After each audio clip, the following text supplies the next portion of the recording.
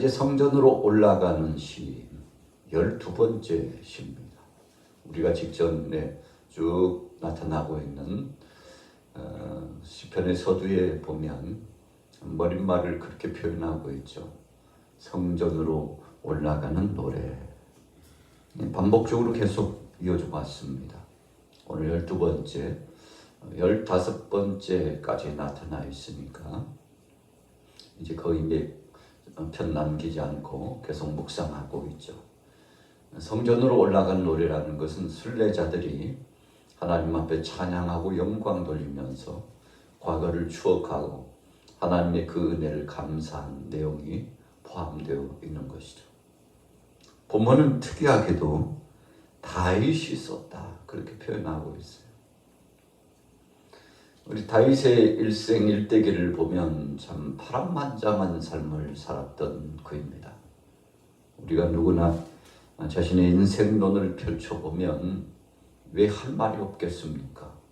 누구를 막론하고 누구를 붙잡고 이야기해도 자신의 삶의 과정을 이야기하라고 한다면 둘째가라면 서러울 만큼 많은 할 말이 있을 겁니다. 오늘 다윗도 자신의 삶의 과정 가운데서 여러 가지 우여곡절들이 많이 있었죠. 참 파란만장했다고 하죠. 또 다른 표현을 하면 산전수전, 또 공중전까지 경험했다. 그렇게도 표현을 하죠.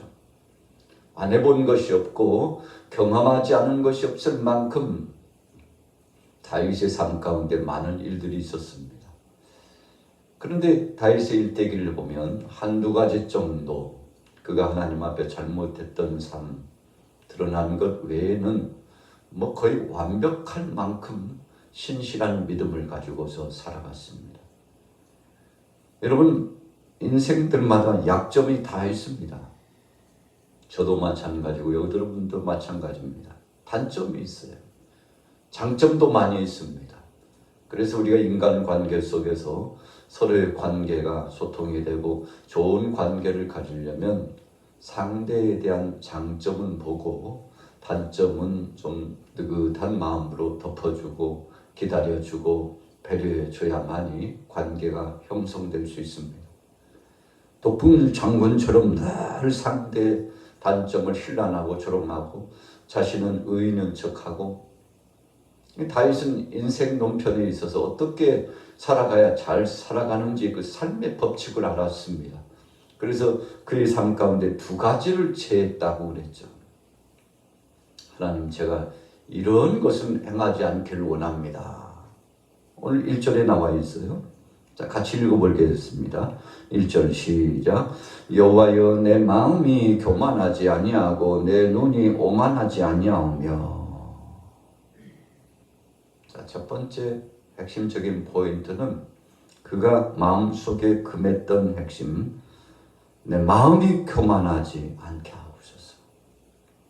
여러분, 교만이라고 하는 것은 잘난 체하고 건방진 마음을 가지고서 모든 것을 자신의 스스로의 힘으로 할 수 있는 걸로 생각하고 자기 아니면 안 된다고 생각하고 타인을 인정하지 않는 자세가 교만이죠.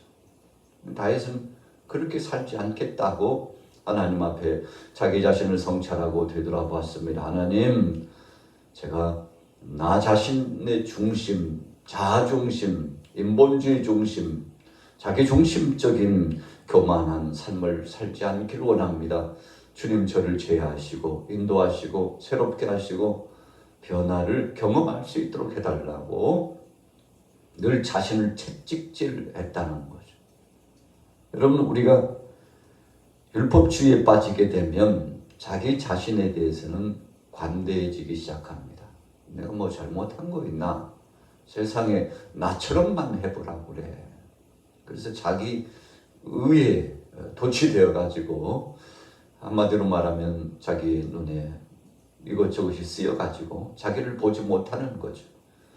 그러나 상대적으로 남의 것은 참 잘 봅니다. 남의 소리도 잘 듣고 남의 여러 가지 허물과 또 단점도 보고 질책할 것 까닭을 찾아보고, 그래서 늘 입을 열면 불평, 불만, 책망, 남을 조소하고 희롱하고 흉보는 일, 분리하고 이간하는 일, 분열시키는 일, 파괴하는 일, 여러분 이런 것에 앞장서게 될 수밖에 없어요. 그러다 보니까 인간관계가 다 깨지는 겁니다.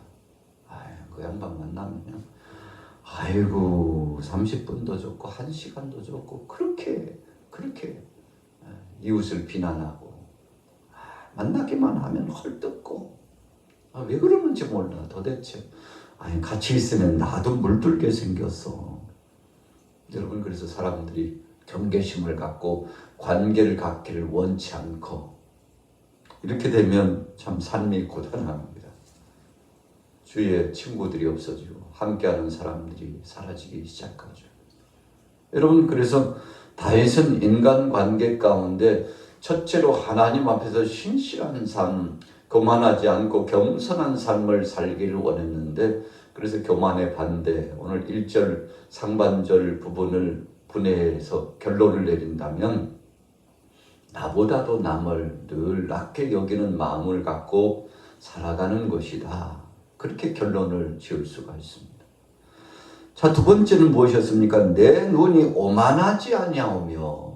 오만하다라고 하는 것은 국어사전에 보니까 태도나 행위가 방자하고 건방지다. 한마디로 말해서 자기 중심적인 태도를 가지고 끊임없이 적대적인 생각을 갖고 살아가는 거죠. 자기 아니면 없는 겁니다. 우리가 그런 표현 하잖아요. 저 양반 눈에 보이는 것이 없나 봐. 겁도 없어. 왜 저렇게 말하고 저렇게 행동하지? 오만입니다. 여러분 심히 건방져서 절대적으로 상대를 인정해 주지 않는 그런 주의의 태도나 삶이 오만입니다. 그런데 뭘로 죄를 범했다고요? 내 눈이 그랬어요. 여러분 눈으로 말해요 그러잖아요. 우리가 얼굴빛을 보면 그 사람의 어느 정도 심리 상태를 알기도 합니다만 더 자세한 것을 보려면 눈빛을 보면 압니다. 눈이 매섭고 또 때로는 그 눈이 아주 흉측하고 그 눈이 말은 안 하고 있지만 겁한 욕을 하고 있는 그 태도의 눈빛. 그래서 눈을 보면 마음의 창과 같아서 모든 것이 비춰 보인다 그러죠. 여러분 그래서 성경에 흘기는 눈을 갖는 것은 큰 죄다고 그랬죠. 여러분 그렇게까지 하나님이 말씀하신 이유가 뭘까요?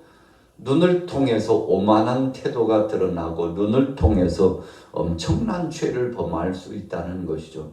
여러분 그래서 눈으로 좋은 것을 보고 눈을 통해서 표정 관리를 잘하면 그 사람이 성숙된 신앙이요 신실한 믿음의 삶을 살아가는 인생이라고 표할 수 있는 거죠. 그래서 눈은 거짓말을 못한다고 그러지 않습니까? 얼굴은 표정을 관리하는 것 같고 태도도 그러지 않은 것 같은데 눈빛은 거짓말을 못한대요. 여러분 그래서 우리 상대의 그 생각과 태도와 마음씨를 읽으려면 눈을 보죠. 그래서 인간관계가 좋지 못하고 죄 지은 사람들 그리고 뭔가 앞에 나서서 드러낼 수 없는 사람들이 맨 먼저 취하는 태도가 고개를 똑바로 들지 못하는 겁니다. 여러분 그래서 공동체 삶 가운데서 고개를 푹 숙이고 있거나 사람들과의 관계에서 눈을 똑바로 바라보지 못하고 고개를 돌리고 지나가거나 이런 사람은 영적으로나 정신적으로 또 그의 삶 자체가 심히 더 큰 문제가 그 속에 있다는 것을 알 수 있죠. 영적으로 잘못된 삶을 살고 있다는 것을 반증해 보이는 것입니다. 여러분 우리가 인간관계가 좋고 공동체 안에서 평화롭고 행복한 삶으로 서로 교제를 나누면서 안락하고 천국이 따로 없구나 이것이 천국이지 하고 관계가 아름다우면요 서로 눈빛을 봐도 그 눈빛에 웃음이 있고 얼굴색에 참 행복이 뚝뚝뚝뚝 꿀처럼 떨어져 나가고 그래서 공동체 안에 이 평화의 기운이 확 감돕니다. 여러분 그러나 오만하고 교만한 사람이 함께 하게 되면요 공동체가 썰렁해집니다. 얼마나 냉랭한지 몰라요. 여러분 집안에서 가족들끼리 관계가 좋지 못하면요, 집안 분위기가 설렁합니다. 좋지 못한 거죠. 여러분, 그래서 예수님께서 오죽했으면 하루 지나가기 전에 풀어라 그랬죠. 너희가 제단 앞에 나와서 제물을 올려드리려고 했는데 형제나 자매 간의 관계가 좋지 못한 것이 있어서 그것이 막혀서 하나님과의 온전한 예배도 할 수 없는 그 정도로 심각했다면 제물이 뭐냐, 그거 빨리 놔두고 가서 형제 자매 간에 화해하고 문제를 풀고 나와서 하나님 앞에 제물을 올려드리고 예배해라. 여러분, 오죽했으면 주님께서 그렇게 말씀했을 거예요. 중요합니다. 여러분, 그런 어떤 사람들은요, 관계가 깨져가지고 한 달도 좋고 1년도 좋고 2년도 좋고 3년도 좋고 관계를 꽉 묶어두고 풀지 않고 억척스러운 고집을 가지고 하나님 앞에서나 사람들 앞에서 떳떳하지 못한 불완전한 삶을 사는 사람이 얼마나 많은지 몰라요. 참 고달픈 인생입니다. 그래서 자기를 끊임없이 자학해요.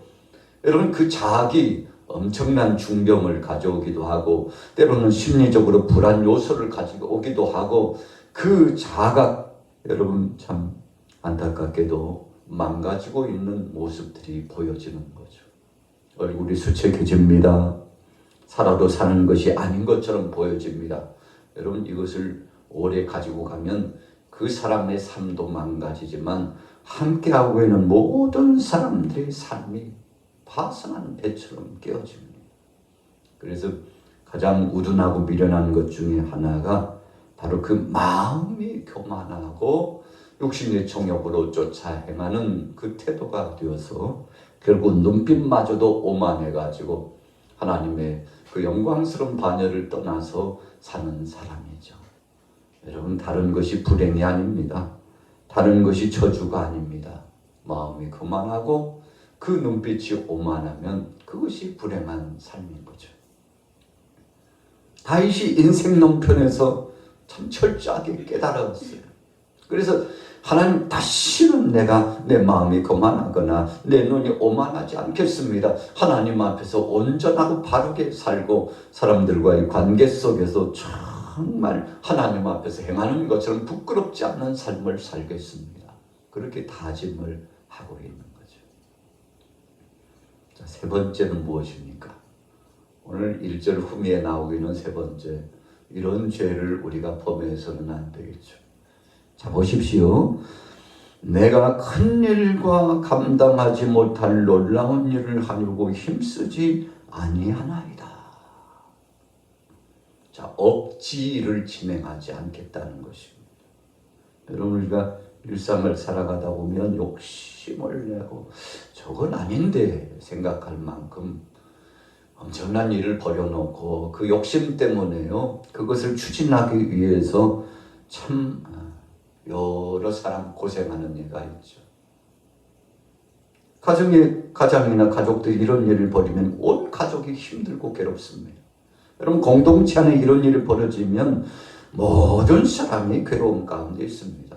그래서 내가 큰 일과 감당하지 못할 놀라운 일, 세상적으로 보면 폼나고 드러나 보이고, 그래서 세상 사람들이 볼 때 야, 좀 대단하다 칭찬하고 박수를 칠 만한 일들 있죠.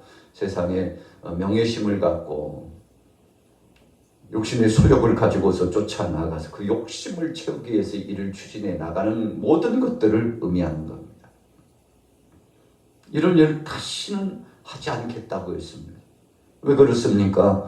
하나님께서 원하시지도 않고 뜻하시지도 않는데 자기 생각과 자기 뜻이 먼저 하나님의 뜻과 섭리보다 앞서 나가가지고, 하나님은 기뻐하시지 않고 원치 않는데, 모든 사람들이 기뻐하시지 않는데 혼자 독불장군으로 그 일을 추진해 나가기 위해서 일을 실행하는데 참 엄청난 일들이 벌어져요.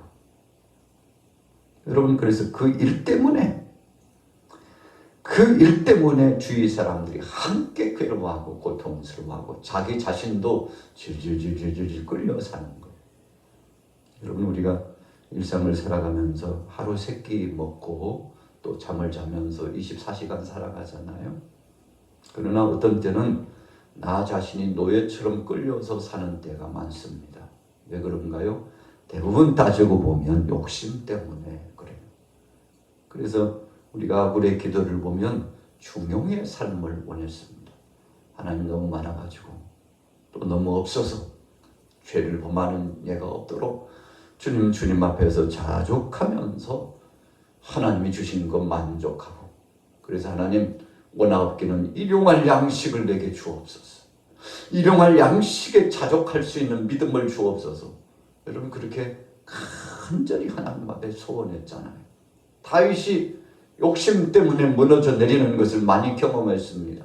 인간의 아집과 세상의 정욕과 욕심의 정욕과 이 생의 암목 때문에 하나님을 기쁘게 하지 못했던 그런 삶의 과정들을 체득했어요. 이야, 이건 뭐 없을 일이구나 생각했어요. 내려놓자. 누구는 뭐 하루 4끼 5끼 먹고 사나. 하루 3끼 양식 먹고 살 수 있다면 더 이상 욕심 부리지 말고 하나님 앞에 맡기고, 때로는 하나님이 내게 허락하신 그 시간을 즐기고 기쁨으로 하루를 누리며 살자. 여러분 그것이 우리 신앙인들이 살아야 될 바른 자세입니다. 그렇다고 해서 목표도 없고 일도 하지 말고 그냥 그럭저럭 살아가 주어지는 대로 살자고 이런 뜻은 아니에요. 지나칠 만큼 큰 욕심을 가지고 여러분 하나님께서 기뻐하시지도 않을 그런 욕심을 가지고 살아가는 인생 되지 말라는 것입니다. 그래서 오늘 하루, 이제 금요일입니다만 오늘 하루 다시는 돌아오지 않습니다.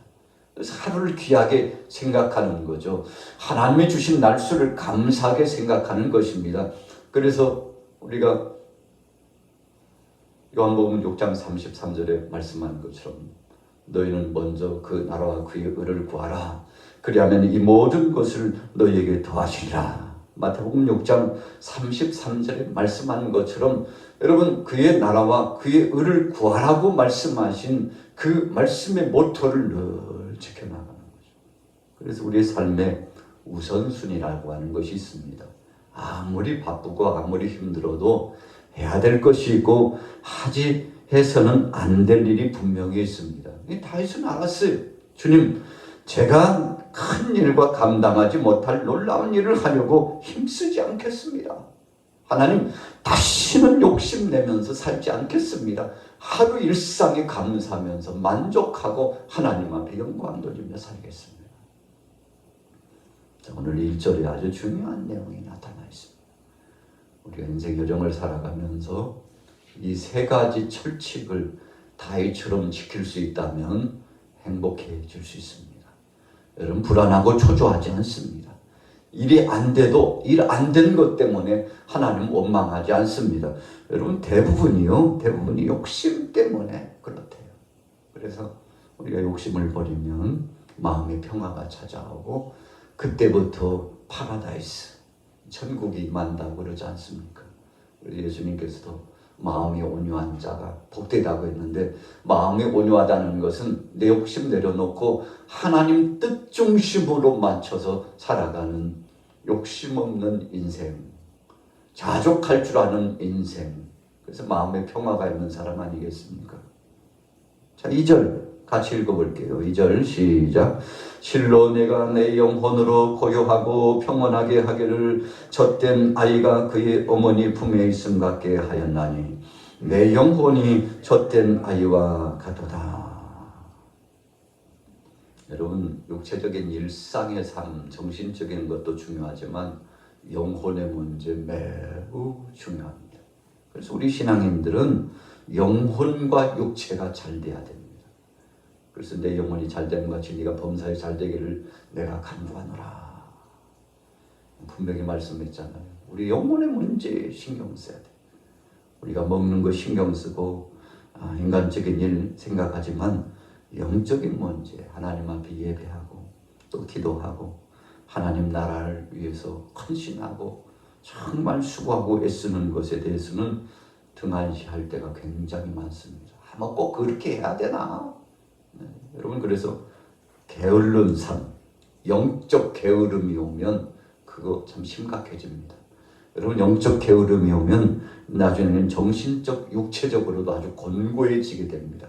그것이 바로 순차예요. 하나님이 주신 아주 명백한 지름길입니다. 그래서 일상의 삶은 지름길이 있어요. 어떤 것이 지름길입니까? 예수님께서 주신 말씀처럼 내가 곧 길이요 진리요 생명이니 나로 말미암지 않고는 아버지께 갈 수 없다.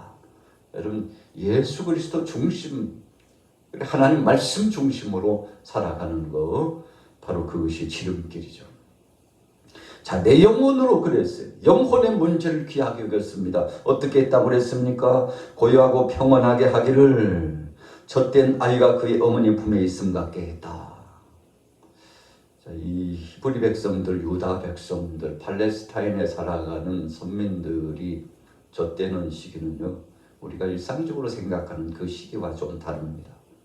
여러분, 성경 속에서 하나님 중심으로 살아갔던 사람들의 젖된 시기는 저들은 목의 중심적으로 어머니의 사랑을 귀하게 여겼기 때문에 가능한 한 긴 시간 동안 아이에게 젖을 먹였습니다. 그래서 또 다른 아이가 태동되기 직전까지 젖을 먹여요. 그래서 어떤 때는 3살까지도 먹이고 4살까지, 심지어는 7살까지도 이 히브리 족속들, 유다인들은 아이에게 젖을 먹이고 어머니가 이 아이를 품어주고, 다 큰 것 같지만 그 아이를 품고서 가슴에 품고 대화를 나누고 함께 말씀을 나누고, 그래서 어머니 품에서 성경 말씀을 계속 들려주고 어머니 품에 안고 아이에게 축복 기도를 해주고, 그래서 이 아이가요, 어머니와 함께 있는 시간이 많은 이 아이, 어머니의 모유를 많이 섭취하면서 자란 아이가 영육간에 더 강건하다고 그러지 않습니까? 그런데 그 어머니 품에 있을 때가 그 아이가 얼마나 평안한 얼굴을 가지는지, 여러분 다윗이 그래서 어머니의 품에 있는 아이같이 내 영혼이 젖된 아이와 같았도다 그랬어요. 그 어머니의 품에 있음 같게 하였다. 이게 무슨 뜻인가 하면요, 젖을 떼었어도 어머니 품에 있는 자의 그 관계의 자세처럼 늘 마음속에 평화를 가지고서 하나님의 말씀을 경청하고 하나님 뜻 중심으로 자기 자신을 내려놓고 믿음으로 살아가는 그 아름답고 복된 모습을 유지해 나갔다는 것입니다. 여러분, 그래서 하나님 제일주의, 신본주의 중심으로 삶을 이어나갔다는 것을 의미하죠. 여러분, 그래서 우리가 채널을 어떻게 맞추느냐가 중요한데, 오늘 이전 말씀은 하나님께 채널을 두고서 그분 중심으로 모든 것들을 계획해 나가는 거죠. 여러분, 내 중심으로 삶을 진척해 나가면 결국은요, 모든 것이 깨집니다. 그러나 하나님 중심으로 맞춰놓고 가면 착착착착 퍼즐처럼 이어져 맞춰지죠. 자, 결론입니다. 3절에 이스라엘아 지금부터 영원까지 여호와를 바랄지어다. 이게 무슨 말씀입니까? 변치 말라는 것입니다. 여러분, 우리가 삶의 과정에 자꾸 망가지고 혼란스러운 것은 변덕스러워서 그러는 거예요. 어제나 오늘이나 영원토록 변치 않고 우리와 함께 하시고 나와 함께 하시는 그분 앞에 맡기고서 흔들리지 않고 어떤 상황마다, 오늘 내가 죽는다 할지라도 하나님은 살아계시다는 이 믿음을 사드락과 메삭과 아벳느고 다니엘처럼 변치 않는 믿음을 갖고 가는 것이죠. 바울과 실라처럼 옥중에서 그렇게 매를 맞았어도 찬송하고 기도하며 나가는 흔들리지 않는 믿음. 오늘 131편의 주제는 주님께 맡기는 삶인데, 오늘 하루 동안 여러분들이 일거수일투족을 주님 앞에 맡기고 승리하시기를 예수님의 이름으로 축원합니다.